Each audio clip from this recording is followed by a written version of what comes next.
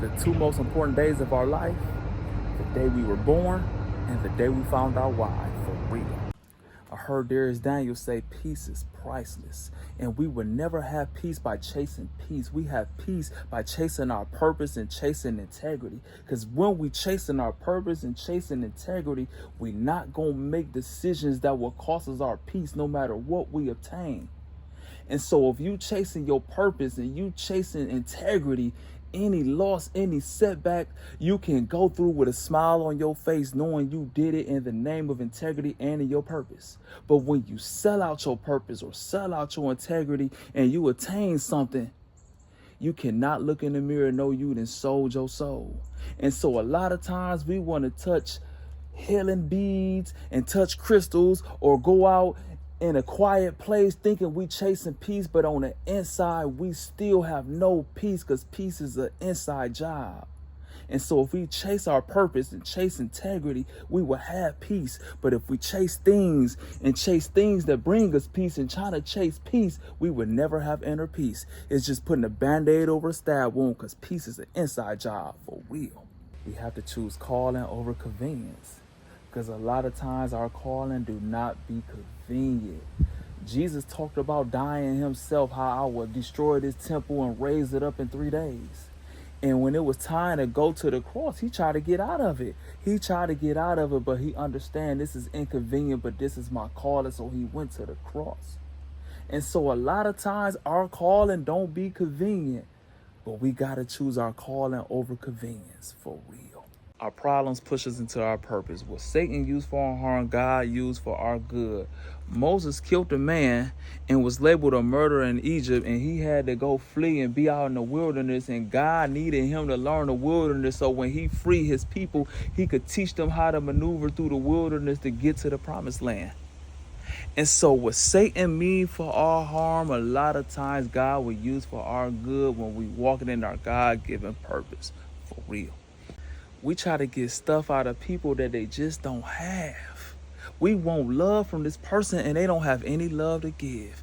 We trying to get this person to be loyal and they don't have any loyalty in them. And God will send us the person we need, but we reject that person because they don't look the way we think they should look. And so instead of embracing the people that God put in our life, we trying to make something out of nothing and expect people to give us what they just don't have to give. For real. I heard Darius Daniels say, if we do big things like they little things in our life, God will do big things like they little things. Too many times we be majoring in the minor. We so focused on things that are so small to God, and we majoring in things that don't even matter to him. We so focused on Grand Rising. We so focused on, I don't celebrate that holiday. I don't celebrate this holiday. I don't eat that. I don't do this. I don't dress like this. And what's major to God is how do we treat people? The golden rule in any faith is do unto others as we want done to us. So we use our words to slander God people, to tear down God's people. But then we will focus on, I don't say good morning, I say grand rising. And then we will gossip, tear down people, and just use our words to destroy instead of build and uplift. And at the end of the day, God cares about how do we treat people for real.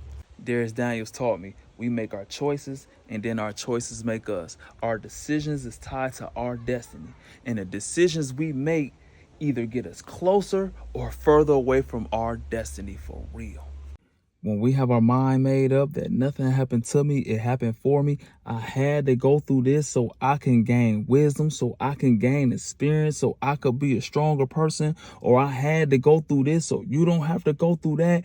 We will develop a real inner peace, a peace that money can't buy, a peace that crystals can't give you, a peace that yoga can't give you, a peace that peaceful places cannot give you, because peace, real peace, is an inside job. Peace is something that's going on inside you, no matter what's going on around you. And what give us peace is when we accept things that happen to us and be grateful because we had to go through that so I can gain experience, so I can walk in my God-given purpose. It didn't happen to me, it happened for me. But when we say it happened to me, we have a victim mentality. We have a victim mindset. And now we can never heal. Now we could never have real inner peace. And we would do all these outwardly things to give us temporary peace. And it's like putting a band-aid over a stab wound. So we'll go to church and fall on the floor. We'll have everybody pray for us and lay hands on us. We'll touch crystals. We'll do yoga. We will burn sage. We will do everything. And it's just a temporary fix. But the moment we look at life like nothing happened to me, it happened for me, we will have an inner peace that none of that outwardly stuff can give us for real. We gotta give out of love. When we give out of love, that's how we have true peace in our life. Because when we give and it's not out of love, we're going to be expecting something back from somebody. And when they're not grateful and when they don't repay you or they're not there in your time of need, it will steal your peace. But if you gave out of love, not expecting anything back from that person, you just gave to that person because it's the right thing to do out of love.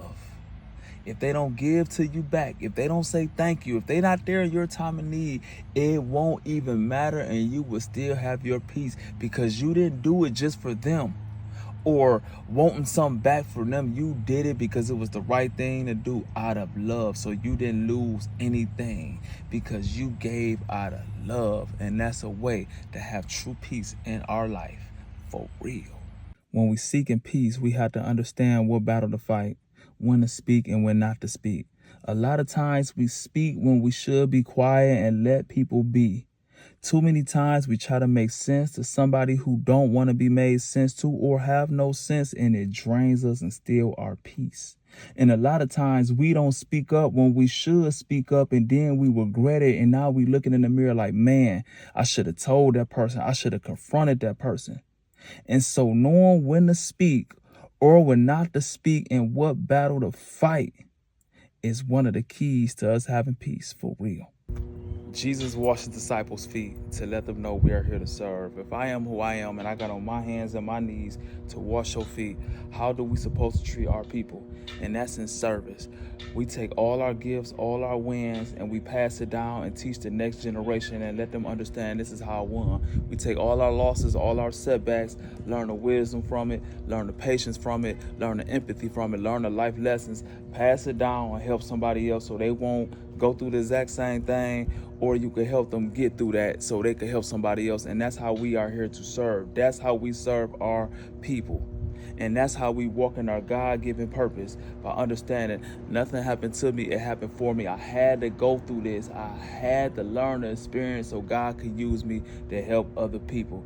And that's how we serve, and that's how we put God first, by walking in our God-given purpose, understanding nothing happened to me, it happened for me so God could use me for real. I feel as grown, functioning adults, grown men, fathers, grandfathers, basketball coaches, leaders of communities, we cannot match energy, and we have to resolve things by communication and sometimes just accepting people and things for what they are.